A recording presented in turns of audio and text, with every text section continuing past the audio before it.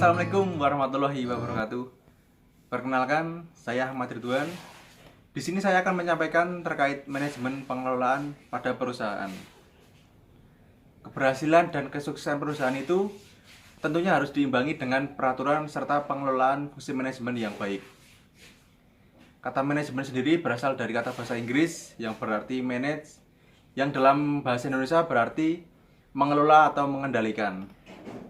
Seseorang yang memimpin atau mengkoordinir suatu manajemen biasa kita sebut sebagai seorang manajer, dan dia memiliki memiliki tanggungan untuk memimpin suatu perusahaan. Ya, definisi manajemen sendiri bisa dikatakan sebagai suatu seni untuk pengorganisasian mulai dari tahap awal, tahap planning, hingga tahap evaluasi. Di sini peran manajer sangat penting karena untuk melaksanakan serta mengendalikan dalam suatu proses manajemen ini. Dan fungsi manajemen sendiri ialah merupakan elemen-elemen dasar yang dilakukan pada perusahaan serta menjadi acuan seorang manajer dalam melaksanakan suatu proses perusahaan, proses manajemen itu sendiri. Dan berikut ada 5 hal yang merupakan fungsi manajemen pengelolaan dalam perusahaan yang wajib dijalankan dengan baik. Yang pertama yaitu planning atau perencanaan. Yang kedua, organizing atau pengorganisasian. Yang ketiga, staffing atau pengisian staff. Dan yang keempat, leading atau memimpin. Serta yang kelima yaitu controlling atau pengawasan. Ya, langsung saja kita beranjak ke fungsi manajemen yang pertama yaitu planning atau perencanaan. Nah, fungsi ini merupakan suatu proses pemilihan atau penetapan serta penentuan strategi untuk mencapai tujuan-tujuan perusahaan. Nah, ada pepatah yang mengatakan nobody plan to fail. Tidak ada orang yang merencanakan untuk gagal. Ya, dan dalam tahap planning atau perencanaan ini biasanya ada kegiatan utama yang dilakukan perusahaan. Contohnya, menentukan target dan sasaran, serta membuat urutan rencana-rencana yang akan dilakukan untuk mencapai tujuan. Tak lupa juga untuk membuat jadwal atau schedule, serta membuat rencana anggaran biaya dengan rincian pengeluaran perusahaan berapa untuk mencapai tujuan tersebut. Nah, planning ini memang sangat penting dilakukan karena ini menjadi suatu pondasi. Apabila dilakukan dengan baik, maka rencananya kedepannya akan berjalan dengan baik juga. Kita beranjak ke fungsi manajemen yang kedua yaitu organizing atau pengorganisasian. Nah, ini juga bisa dikatakan dengan mengatur atau melaksanakan agar suatu pekerjaan dapat terlaksana dengan efektif dan efisien. Nah, ini bisa dilakukan dengan cara memberikan job desk yang jelas pada seluruh staf-staf dan karyawan agar dapat menentukan tujuan-tujuan yang jelas juga. Fungsi organizing dalam manajemen ini harus dilaksanakan dengan baik adalah agar untuk mudah mengatur sumber daya manusia serta sumber daya lainnya. Tujuannya agar semua pekerjaan ini dapat dilaksanakan dengan baik serta efektif dan efisien. Tujuannya adalah agar fungsi-fungsi dalam perusahaan ini dapat berjalan secara optimal dan sesuai dengan fungsinya masing-masing. Selanjutnya kita beranjak ke fungsi manajemen yang ketiga yaitu staffing atau pengisian staff. Nah, ini sebenarnya hampir sama dengan organizing. Nah, ini untuk penempatan staff-staff atau karyawan sesuai dengan bidangnya masing-masing agar dapat melaksanakan tujuan perusahaan dengan baik. Nah, dalam fungsi staffing ini tidak hanya dilakukan terhadap karyawan-karyawan tapi juga terhadap peralatan, inventaris, serta sumber daya lainnya yang ada dalam perusahaan. Hal ini wajib dilakukan karena dalam suatu perusahaan ada beberapa divisi-divisi yang membutuhkan yang membutuhkan hal-hal yang berbeda-beda.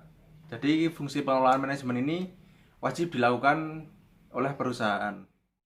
Dalam melaksanakan proses manajemen ini memang harus tepat, seorang manajer harus tepat dalam mengatur dan melaksanakan hal ini, karena kalau tidak tepat bisa perusahaan gagal dalam menentukan tujuannya.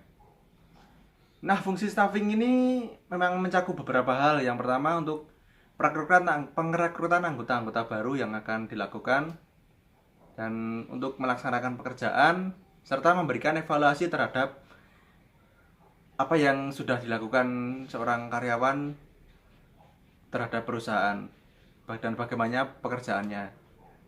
Ya, dalam hal ini contohnya seorang yang pintar memasarkan barang itu bisa kita jadikan sebagai marketing manager. Jadi setiap divisi-divisi itu ada orang yang memimpin agar dapat mencapai tujuan dengan baik.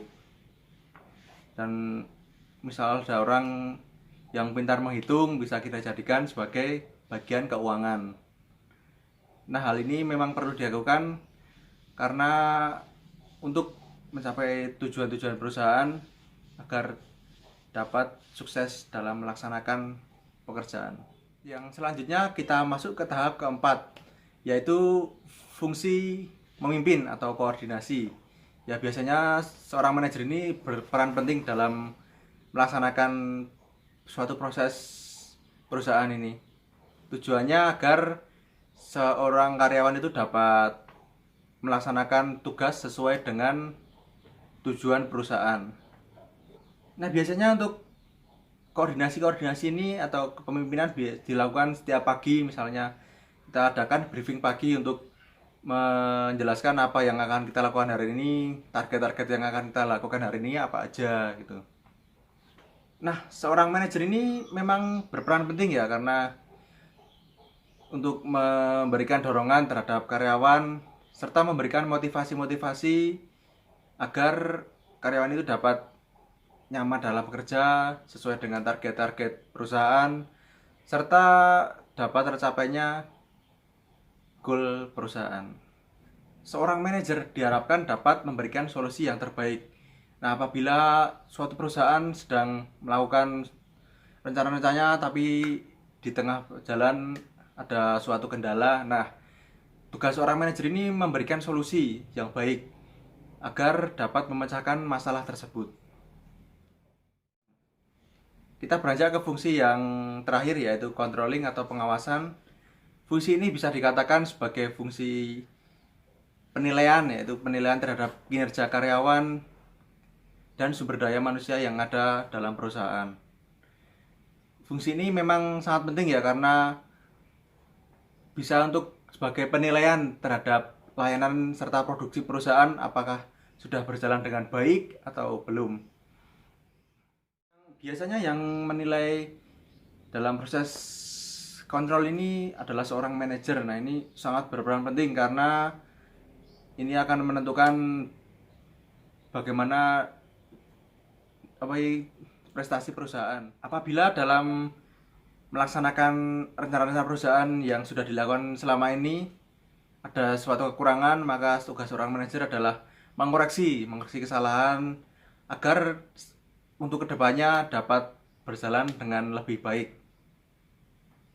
Memang dalam perusahaan ada beberapa bidang manajemen. Yang pertama manajemen administrasi, ada manajemen keuangan, manajemen produksi, manajemen pemasaran, serta manajemen sumber daya manusia. Nah, biasanya hal tersebut wajib ada dalam suatu perusahaan karena agar suatu proses pekerjaan dapat dilakukan sesuai dengan bidangnya masing-masing. Ya, itu yang dapat saya sampaikan dalam materi ini, materi proses pengelolaan manajemen dalam suatu perusahaan. Atas perhatiannya saya ucapkan terima kasih, dan atas kurang lebihnya saya mohon maaf. Wassalamualaikum warahmatullahi wabarakatuh. Jangan lupa